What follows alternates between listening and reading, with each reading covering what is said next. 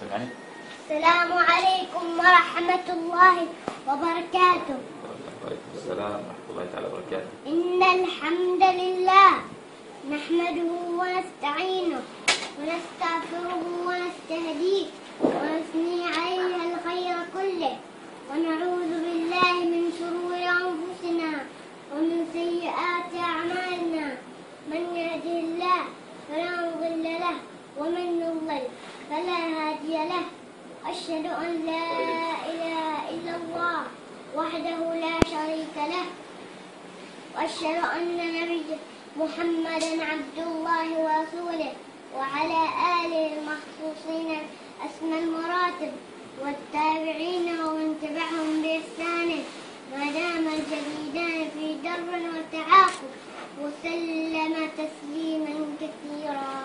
أما بعد أيها المؤمنون، إن الحديث عن الحبيب المصطفى الرسول المجتبى صلوات الله عليه وسلامه فهو حديث عذب المذاق يجري للدموع المعاق كيف لا، وهو رسول الملك العلام حمل الرسالة وأدى الأمانة تجود عيني بالدمع حين أذكره.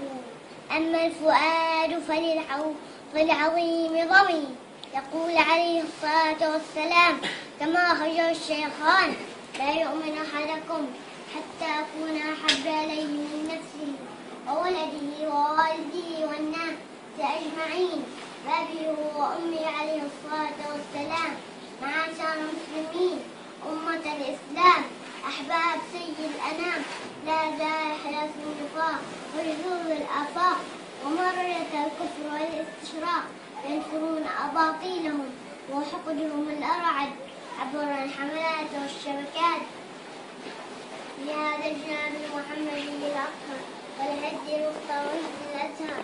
ويا ويحهم هل أنكروا إلا فضائل جمة وهل يكثر الخفاش مساطروا. أمة الإسلام في كل مكان يا أمة الحبيب المصطفى صلى الله عليه وسلم، فلن يتحقق الحب النبوي المكين بأكمل معانيه وأحكم بانيه إلا إذا كانت لحمته الاتباع والاقتداء والعمل والاهتداء. فيا أيها الجيل المحب في كل مشرق ومغرب كفوا بالتحلي بشمائل نبيكم صلى الله عليه وسلم وأخلاقه تغنموا وتنعموا وتسودوا وتقودوا. أعوذ بالله من الشيطان الرجيم. قل إن كنتم تحبون الله فاتبعوني يحببكم الله ويغفر لكم ذنوبكم والله غفور رحيم. صدق الله العظيم. بارك الله لي ولكم في الوحيين ونفعني وإياكم بهدي سيد الثقلين.